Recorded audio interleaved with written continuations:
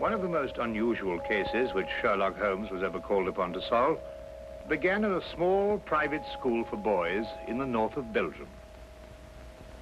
The boys' dormitory at 4 in the morning, lighted by a full moon, looked quiet and peaceful. It would have been difficult to imagine that here began a train of events which filled 4 graves before it was stopped.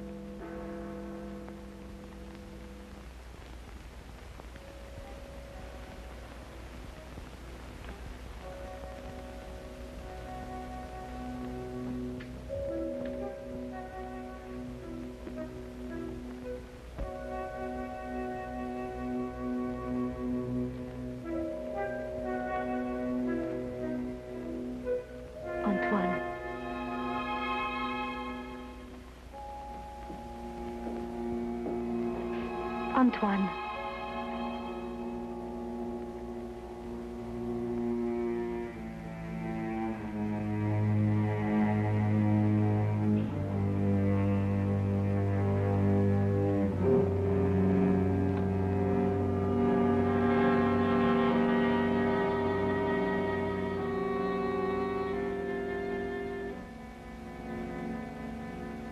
He has gone out. Didn't you try to stop him? I called his name. Either he did not hear or pretended not to. I was afraid to startle him.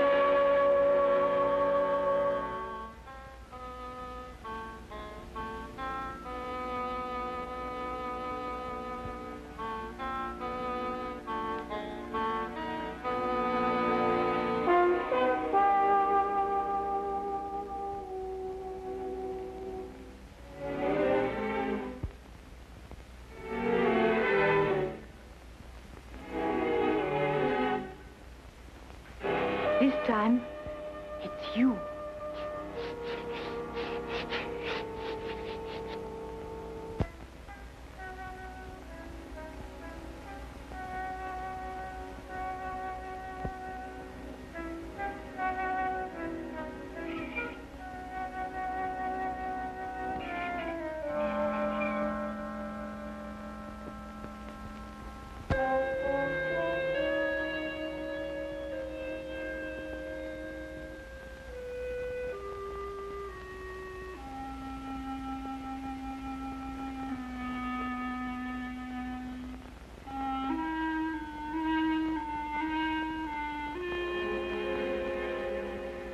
Monsieur Caron, is there nothing wrong? No. Nothing, Antoine. Go back to sleep. What are you going to do? The police? It will be the end of my career. We'll have to close the school. Send the boy away? Would that stop it? I suppose not. It's horrible. 3 deaths in 3 months. Each one foretold by the writing on the church steps. I still think the police... No. But your own life. I've never felt in better health. And if I'm careful to keep out of drafts and avoid falling downstairs. How can you joke at a time like this? There's a man in London He's solved cases even more hopeless than this. Sherlock Holmes? You thought of him? Let me write to him. And ask him to do what? To come here, investigate. Find out who is responsible for those deaths and how a schoolboy can tell in advance who is next to die. And have the school invaded? Our teachers questioned? Our boys terrorized? I'll do my own investigating, Mademoiselle Grande. In my own way.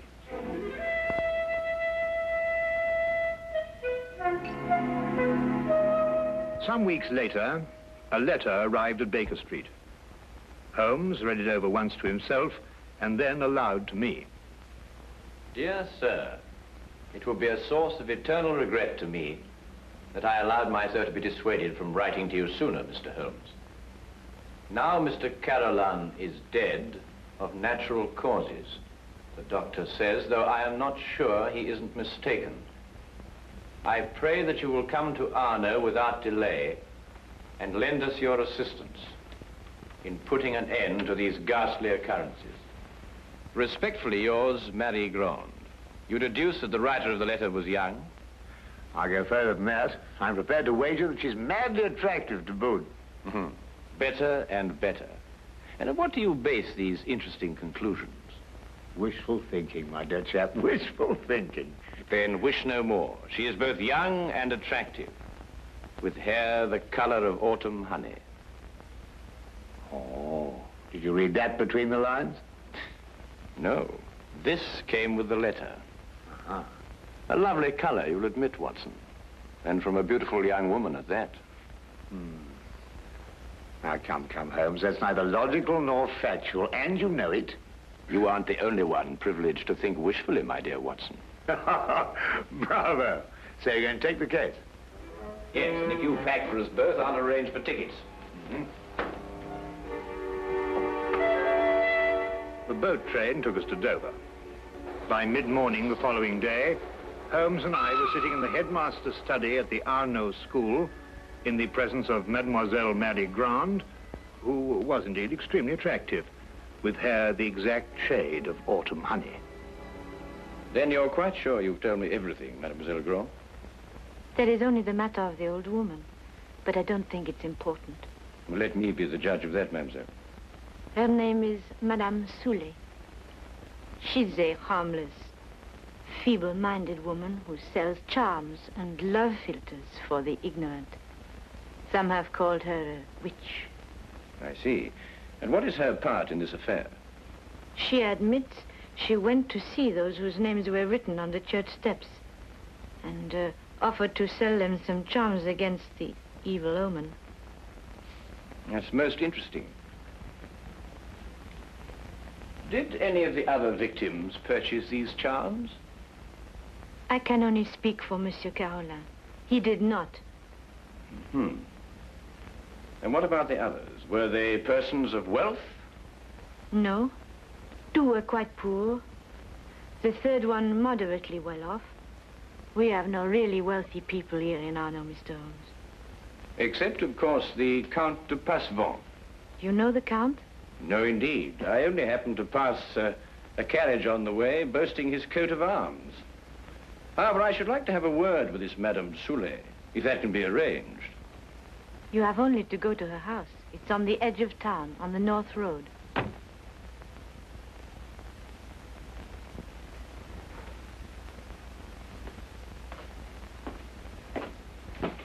Monsieur Manelli, this is Monsieur Holmes and his friend Dr. Watson.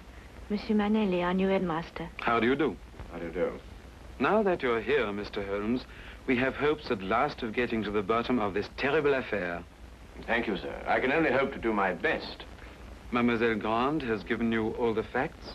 All the facts at her command. Perhaps you can supply some additional ones. I am sorry, no. Mademoiselle Grande was the favorite member of the faculty here. She had Monsieur Carolan's confidence, not I. I see. And now that I've had the honor of meeting you gentlemen, I hope you will forgive me if I go to meet my class. But certainly. By the way, mademoiselle, Dr. Dimanche is waiting in the vestibule. Did you send for him? Yes, I did. I'll go and fetch him. I'll be back directly.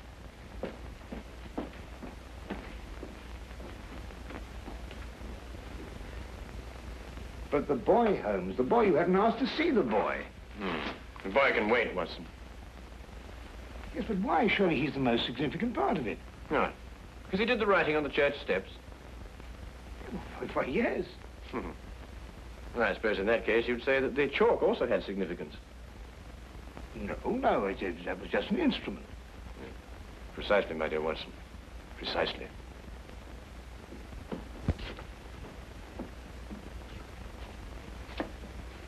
Mr. Holmes, this is Dr. Dimanche.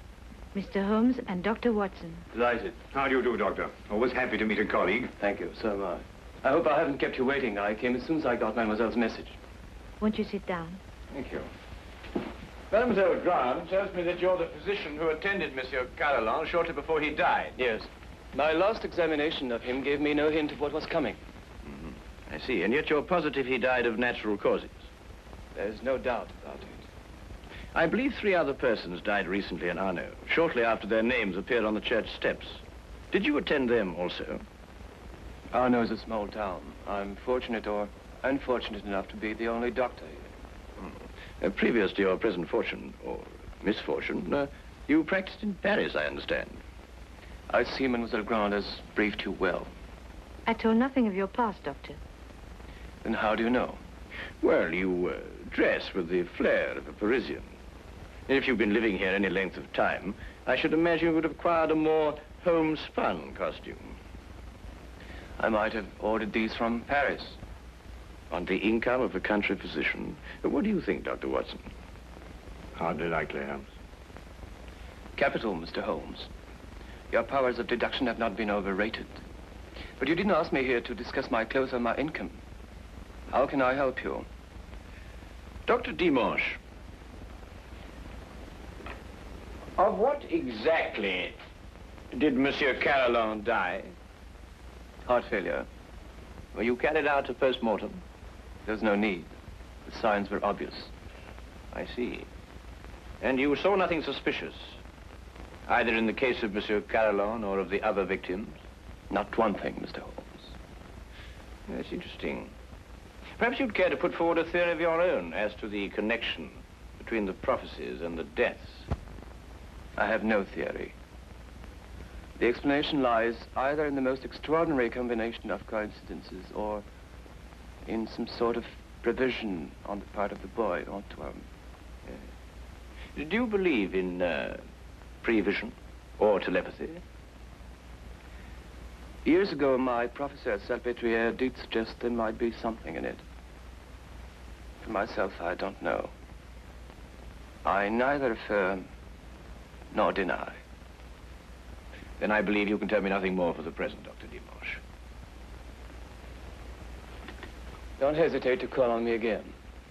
No, I must go back to my surgery. I may have a patient waiting. You never can tell. I'll be here early tomorrow afternoon for the monthly examination, mademoiselle.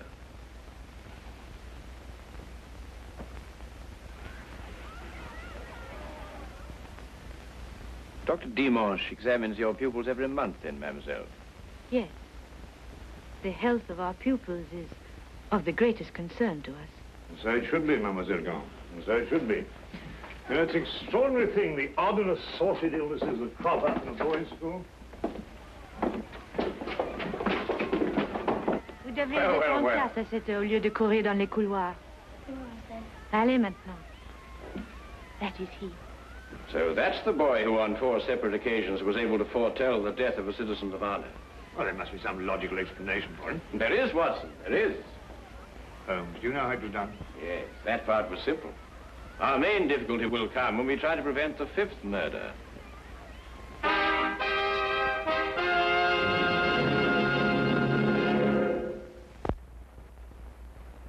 Turn to the case of the deadly prophecy. The church on whose steps the deadly prophecies were written stood less than 100 yards from the school. I had supposed that Holmes, with his usual attention to detail, would want to examine it thoroughly, but once again he surprised me. He did not stop. And I had a fair guess that perhaps he wanted to have a little talk with a certain Madame Soulet. Come in. Madame Soulet? Come in, come in. I was expecting you. I thought you would be. Sit down. Thank you. Do you know why I've come to see you? For help, naturally. Score one to her, Holmes. Let's call it information. Trifling bits of information such as how came the boy by his deadly prophecies? Whose hand was it made them come true? Suppose we start with a bit even more trifling. You offered charms to the victims. But how did you know who they were before they were struck down? There were no announcements made. If the Englishman will cross my palm with English gold, You'll tell me? I will give the Englishman a filter, warranted to make him see so clearly and think so lucidly that all mysteries will be revealed to him. Each is as potent as the belief of the one who buys and uses it. If those four had bought instead of turning me away, who knows? But they did turn you away. And now all are dead. May I sell you a filter, sir? It will guard you against harm. Come, Watson.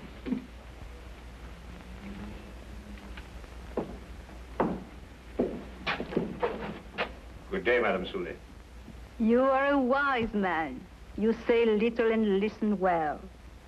Good day to you, sir.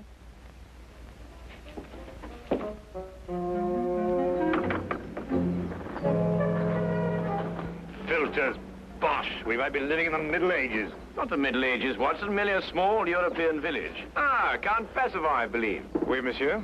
How do you know? I saw you in your carriage, sir. Ah, are you enjoying your stay in our village, Mr. Holmes? Do you know me, Count? I saw you from my carriage. Ah, bravo, Count. As you say in France, touché. May I introduce my very good friend, Dr. Watson? Enchanté, docteur. How do you do, sir? Have you formed any conclusions, Mr. Holmes, as to the names that were written on the church step? Well, at the moment, Count, I must confess that I am more interested in the names that were not written on the church step.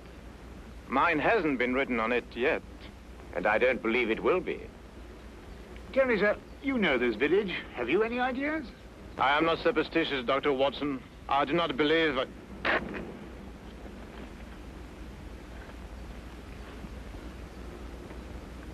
You're not superstitious, Count? Madame Soulet's filter, at least, can do no harm. Good day, monsieur. Good day. There were a few points about this case which Holmes thought could best be cleared up in Paris. He had asked me to go alone, as the following night there would be a full moon, and he wanted to stay in Arnaud to be on hand, just in case.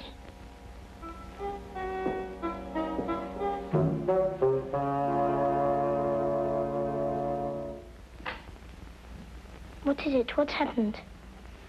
Nothing at all, Antoine. You were walking in your sleep. Now, be a good boy and get back to bed. I can't. There's something I must do. Not tonight. Not tonight, Antoine. Yes, sir.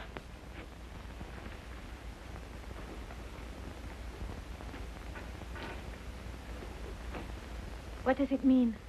It means that nothing further will happen tonight.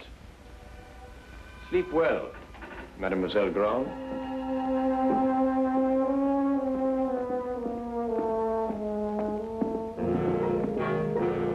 The carriage came to fetch me at the station. Later, I found Holmes at the school. Well, you may go back to your class now, Antoine. Well, Watson, did you have a successful trip? Yes, you were right. Good. Mr. Holmes, was the boy able to tell you anything? No, but his silence was eloquent. Oh, by the way, I should like to have the use of the headmaster's study for a little gathering shortly before midnight. You name the murderer? No, he will name himself.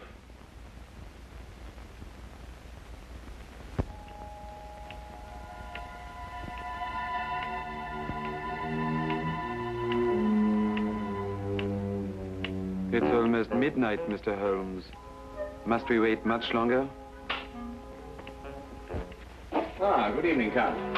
I think you all know Count Passavant. Count, you met Dr. Watson in front of Madame Soulet's cottage. Would you be so good as to take that chair, Count? I expect you're all wondering why you've been invited here at such a late hour this evening. Well, we are concerned with the murder of Monsieur Carolan and of 3 other citizens of Arno before him. Mr. Holmes are sure they died natural death. I happen to believe that they were murdered. Now, the question is, with what motive? Profit? But these were ordinary people of modest means. The murderer could scarcely hope to enrich himself at the cost of their lives. Now, a thought occurred to me, and I decided to go and see Count Passavant and ask him if his life had been threatened too. It has been. And this is the feature of the case that most intrigues me. Blackmail has often been the prelude to murder, but here, for the first time, murder became the prelude to blackmail. What was demanded of you, Count? 100,000 francs. And if you didn't pay? My name was next to appear on the church steps. So you see, extortion was the motive from the first. And to that end, an atmosphere of terror was built up by means of 4 successive murders. It would take a man of superhuman courage to resist. But, Mr. Holmes, the names were written by one of our pupils. What possible connection could an 8-year-old boy have with such a scheme? Yes, Antoine. Just an unwitting tool. Of whom? The blackmailer must be someone who could have poisoned 4 people. Don't distress yourself, Madame Soulet. The killer meant suspicion to fall on you. But a person of your simple habits wouldn't play so dangerous a game. No. There is a suspect close at hand, who not only had an expert knowledge of poisons, but to whom the boy has been far more accessible.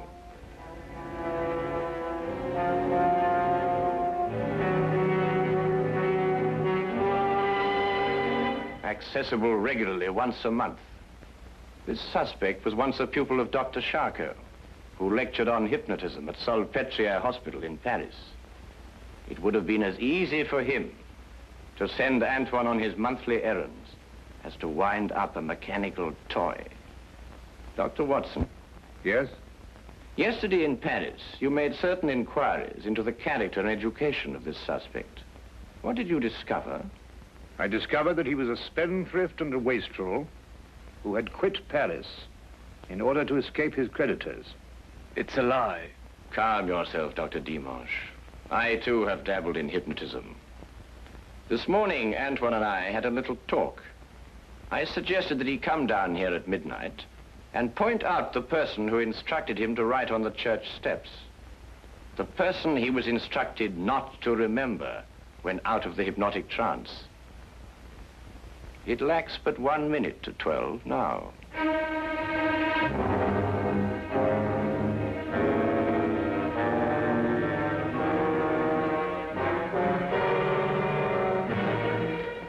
Stay where you are, all of you. Don't be a fool, Doctor. When I visited your office this afternoon to look over your stock of drugs, I took the very ordinary precaution of emptying the cartridges from your gun.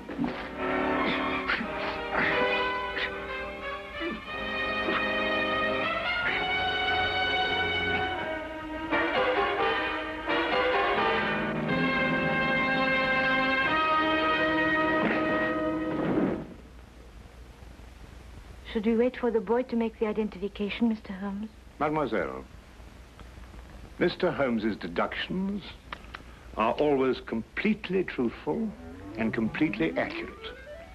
But the methods by which he achieves these ends are not always so straightforward. He said that he'd hypnotized the little boy to have him come here tonight at midnight. How did you know it was a bluff? You also said that the gun was unloaded. Oh,